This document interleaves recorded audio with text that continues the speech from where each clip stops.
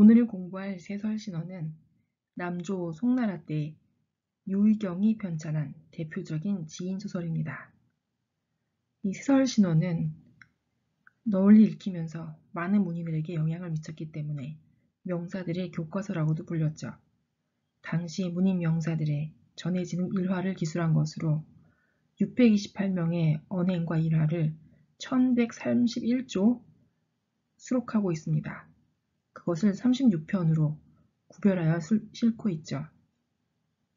내용을 보면 문학, 예술, 정치, 학술 등 인간 생활의 전반적인 면모를 모두 포괄하고 있고 그 형식은 36편으로 유사한 고사들을 범주하여서 일정한 편목으로 배치하였습니다.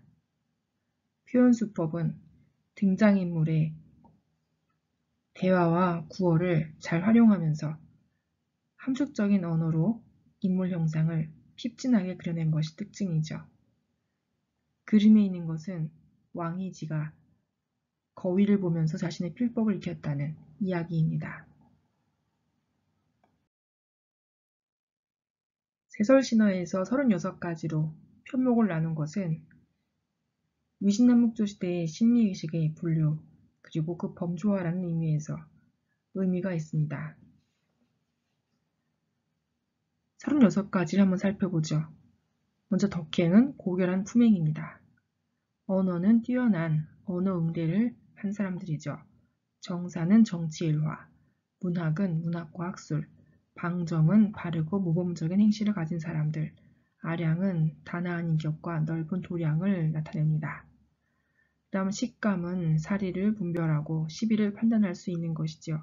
상의에는 감상하고 칭송하는 것입니다. 품조는 품평하고 아름다운 것을 평가하는 것이고요. 규삼은 규범과 경계할 것입니다. 처보는 민첩하게 생각하고 빠르게 깨달을 수 있는 사람들이죠. 머리가 좋은 사람들이죠. 숙혜, 어린 나이에 총명한 신동들을 가리킵니다. 호상은 호탕한 기품과 시원시원한 성격을 가리킵니다. 용지는 준수한 용모와 행동거지이죠. 자신은 스스로 새로워짐, 개과천선하는 이야기입니다. 기서는 부러워하고 흠모하는 것, 남의 훌륭한 점을 흠모하는 것이죠. 상서는 죽은 자를 애도하는 태도에 관한 것입니다. 서일은 은자들의 은거생활을 분리해 놓은 것입니다.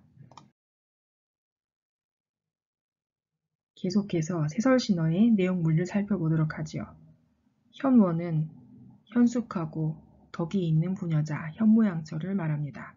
술해는 뛰어난 기술과 능력이 있는 사람들이죠. 교예는 정교한 재주와 예술적인 재능이 뛰어났던 사람들, 총례는 총애를 받고 예우를 받았던 사람들, 임타는 거리낌 없이 방탄한 행동을 했던 사람들, 간호는 거만하고 불손한 태도를 가리킵니다. 회조는 비꼬고 조소하는 친구들 사이에 언어적인 해악을 나타내는 것이지요. 경전은 멸시하고 비난하는 태도와 모습, 가율은 거짓과 속임수로 임기응변하는 것입니다. 출면은 축출되고 파면되는 것, 검색은 근검절약하고 인색한 태도, 퇴치는 낭비하고 사치한 태도가 되겠군요. 분견은 화내고 성급한 모습, 참험은 음험하게 비방하는 태도, 우회는 실수하고 후회하는 것, 비루는 가벼운 처신과 낭패스러운 일, 홍익은 미혹하고 탐닉하는 것, 구국은 원수와 반목하는 것입니다. 이렇게 이 내용 분류는 인간 세상의 다양한 면모들을 모두 담고 있습니다. 그리고 그 가운데는 음악, 건축, 회화, 서예 등등 예술에 관한 것들도 상당히 많이 들어있죠. 세설신어를 통해서 위진남북조 시대의 미학적인 심리의식, 그리고 인간 세상에 대한 태도와 섬세한 감수성 등을 살펴볼 수가 있습니다. 가히 위진남북조 시대를 제2의 백가생명시대라고 하는데 그것이 세설신어를 통해서 분명히 보여지는 부분이 있습니다. 세설신어가 기록한 일화들은 그 자체로 세설신어가 인물들에 대한 품평을 하는 것으로 볼 수가 있습니다. 인물 품평은 당시 유행하던 청담의 주요한 방법이 되기도 했는데 종종 그 인물의 일생을 좌지우지할 정도로 인물 품평의 영향력은 컸습니다. 인물 품평에 의해서 그 사람이 명사가 되기도 하고 혹은 불명예를 뒤집어쓰기도 했죠. 세설신화의 36가지 편목은 그대로 36가지 키워드로 인물의 다양한 면모를 품평한 것으로 볼 수가 있지요. 그리고 36가지 주제 안에서 인물의 언행과 모습 그리고 사상을 함축적으로 묘사하면서 고도로 함축된 언어의 예술성을 보이고 있습니다. 세설신화가 인물을 품평하는 방법은 주로 3가지로 나누어 볼 수 있는데 먼저 대상인물의 본성, 재능, 식견 등을 직접 서술하거나 품평하는 방법. 두 번째로 대상인물의 특성을 다른 사람이나 사물에 비유하여 품평하는 방법. 세 번째로 두 사람이나 그 이상의 대상인물을 서로 비교하면서 언행, 재능, 인품과 덕망 등을 우열과 고하를 비교하여 품평하는 방법입니다. 여러분들이 강의를 듣고 세설신화의 강독 자료를 읽으면서 세설신화의 특징을 이해할 수 있을 것 같습니다. 몇 가지 간추려보면 다음과 같습니다. 먼저 세설신화에는 위신남북조 시대의 수준 높은 사유활동이 나타납니다. 인물을 품평하고 다양한 일화를 분류하여서 그 가운데 위신남북조 시대에 중요하게 여겼던 신미의식들이 반영되어 나타나게 하였죠. 내용적으로도 청담 논변이나 현학적인 언어응대가 집약되어 있어서 보는 사람이 무릎을 치면서 깨달음이 있게 하죠. 그리고 그로부터 많은 고사성어가 발전해 왔습니다. 그 내용적으로는 현학과 청담의 자료가 되기도 합니다. 당시에 현학과 청담에 능이하지만 명사로 불릴 수 있는 기풍이 있었다고 했었죠. 그렇기 때문에 해설신화 자체에도 명사들이 나누었던 청담과 현학의 다양한 주제들이 포함되어 있습니다. 사료적 가치가 높은 것은 말할 것도 없죠. 위진 시기의 중요한 사건들, 그리고 당시 정치가들의 행위, 문벌 귀족들 사이의 정치적 대립이 사실적으로 묘사되어 있습니다. 중림칠연이나 건한칠자, 조시삼부자 이야기들이 다 그 안에 토막토막 일화로 기록되어 있는 것이죠. 그리고 당시의 문화적으로 도교 영향을 받은 풍수, 미신, 점술사상이나 오석산이라는 일종의 말학을 상습적으로 복용하던 지식인들의 풍습과 풍속도 그 가운데 적나라하게 드러납니다.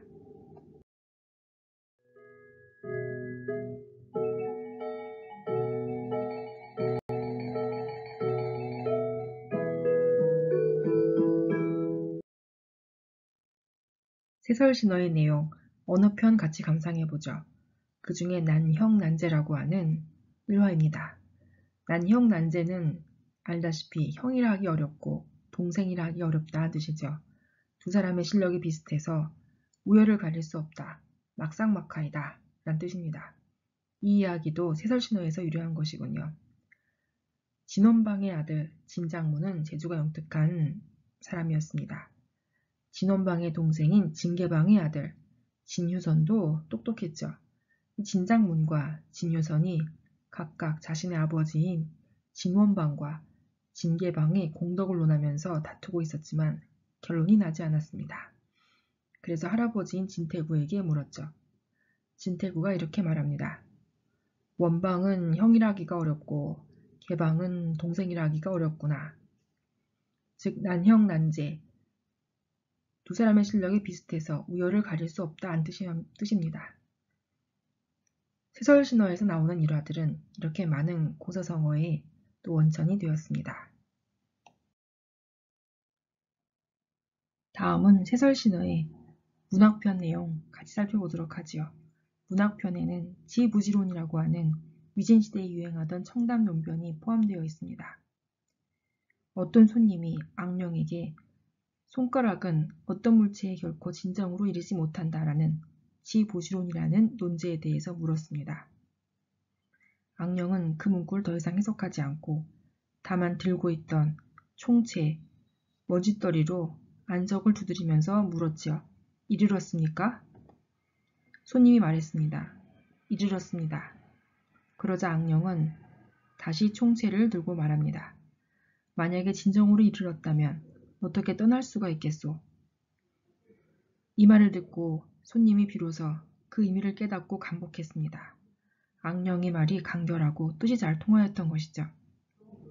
이 지보지로는 어떤 사람이 일정한 시간, 장소, 위치에 생각하는 사물은 한정되어 있기 때문에 그가 가리키는 현상과 그가 지칭하는 사물의 모습, 그리고 그가 말하는 언어가 정확히 일치하지 않는다는 뜻입니다. 프랑스 언어학에서 언어가 기표와 기의가 있다고 얘기하죠. 이 언어가 가리키는 현상과 언어가 나타내는 의미가 다를 수 있다는 것을 지적해낸 것입니다. 다음은 아량편에 들어있는 일화를 한번 살펴보죠. 사안이 손님과 바둑을 두고 있었습니다. 잠시 후 사안이 조카 사현이 회수에서 보낸 사신이 도착했고 편지를 전했죠. 사안은 편지, 서찰을 다 보고 나서 묵묵히 아무 말도 하지 않고 천천히 바둑판을 향합니다. 손님이 회수에서 전쟁이 승패가 어떻게 됐는가 물었지요. 그러자 사안이 이렇게 대답합니다. 조카가 저걸 대파했다는군요. 사안은 전혀 기뻐하는 안색이나 표정도 없이 행동거지가 평상시와 다름이 없었다고 합니다. 당시 명사들이 갖추어야 할 덕목 가운데 하나가 바로 지신이었다고 하죠. 지신은 어떤 일에 대한 희로애락의 감정이나 호의의 감정을 밖으로 드러내지 않고 신중을 기하는 태도였다고 합니다. 사안이 그 지신을 잘 지키는 것을 칭찬한 일화이군요. 배조라는 것은 비꼬고 조소한다는 뜻이지요. 역시 사안의 이야기입니다. 사안은 본래 동산에 응거할 뜻을 가지고 있었지만 황제가 자꾸 벼슬을 권유하자 환혼의 사마벼슬에 나가게 되었습니다. 그때 어떤 사람이 환혼에게 약초를 선물했는데 그 중에 원지라는 약초가 있었죠. 환혼이 사안에게 물어봅니다. 이 약초는 원지라는 이름도 있지만 또한 소초라는 이름도 있는데 어찌해서 한 물건에 두 가지 이름이 있는 것일까? 사안이 미처 대답하지 못하고 있을 때 함께 동석하고 있던 항룡이 곧 대답합니다. 그것은 아주 쉬운 이치이죠. 산속에 있으면 원지라 하고 세상에 나오면 소초라고 하는 것이지요. 원지라는 것은 뜻이 원대하다는 뜻이고 소초라는 것은 작은 풀이란 뜻입니다. 사안은 문득 몹시 부끄러운 기색을 보였습니다. 환혼이 사안을 돌아보고 웃으며 말했죠. 학참군, 항룡의 대답은 악의는 없지만 또 그럴듯하게 이치도 많네. 이것은 항룡이 원지와 소초라는 두 가지 이름을 갖고 있는 약초를 빌려서 사안이 동산에 응거할 뜻을 가지고 있었으나 출사한 것을 은유적으로 풍자한 것입니다. 약간 놀리는 뜻이 분명히 있군요. 상서는 슬퍼할 상자, 갈 서자, 죽은 사람을 애도한다는 이야기입니다. 왕중서는 나귀 울음소리를 좋아했습니다. 그가 죽어서 장례를 치르게 되었는데 위문제 조비가 그의 장례식에 참석하였죠. 그리고 생전에 왕중선과 교유했던 벗들을 돌아보며 이야기합니다. 왕중선은 나귀 울음소리를 좋아했으니 우리가 각자 한 번씩 그 울음소리를 내서 그에게 들려주도록 합시다. 그래서 조문객들은 모두 한 번씩 나귀 울음소리를 냈다고 합니다. 이것이 인상여명, 상을 당하여 나귀 울음소리를 낸다라는 고사성어의 출처가 되었습니다. 본래 장례식이라 하면 곡을 하면서 슬픔을 나타내야 하는데 나귀 울음소리를 내면서 약간 우스꽝스러운 모습으로 조문을 하는 기이한 언행을 기록한 것이죠. 평범하고 일상적인 것이 아니라 조금 기이하고 특별한 의미를 담고자 했던 것이 당시 명사들의 이 언행의 모습이었던 것 같습니다.